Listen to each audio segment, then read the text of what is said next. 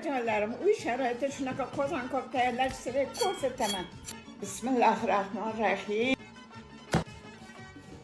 Endi dumbani to'g'rab olamiz. Jizza qilayotganinglarda ozgina nomoq suv sovarsanglar, jizzanglar mazali yog'i tez ajraydi. Go'shtimizni tillarang qilib qizartirib olamiz. Go'shtimizni qizartirib olgandan keyin mayda qilib to'g'rab qo'ygan pomidor, piyozimizni solamiz. Ziravorlardan zira, kashnus, tuz. 1 litr suv solib, olovda 3 soatga dimlab qo'yamiz.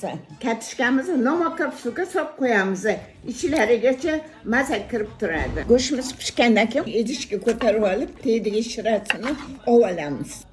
Qozonni tozalab olib, yengil yog' solib, kartoshkamizni yengil qizartirib olamiz. Videoda ko'rsatilganday taxlab qo'yib, 40 minutga damlab qo'yamiz. Endi eng zo'r joyi keldi.